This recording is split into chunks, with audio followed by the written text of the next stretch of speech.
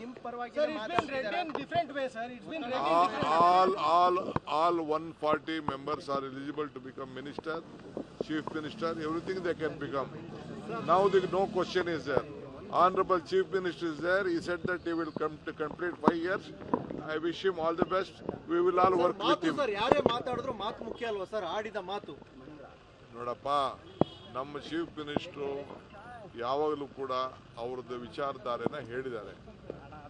ನಾನು ಅದ್ರ ಬಗ್ಗೆ ನಾನೇನು ಮಾತಾಡೋಕೆ ಹೋಗೋದಿಲ್ಲ. ಅವರು ಹೇಳಿದ್ದಾರೆ, ನಾನುಂಟು, ಹೈಕಮಾಂಡ್ ಉಂಟು, ಹೈಕಮಾಂಡ್ ಏನು ಹೇಳ್ತಾರೋ ಕೇಳ್ತೀವಿ ಅಂತ ನಾನು ಮಾಡಿದ್ದೀನಿ, ಅವರು ಹೇಳಿದ್ದೀವಿ.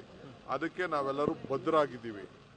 ಅದು ಬಿಟ್ಟರೆ ಬೇರೆ ಏನಿಲ್ಲ. But one thing, all are eligible to go and meet their leaders. You can't stop them. You can't tell them no, because so many are going with ministers. Some of them are going with chief minister. Who stopped them? No one has stopped them. No one has commended them.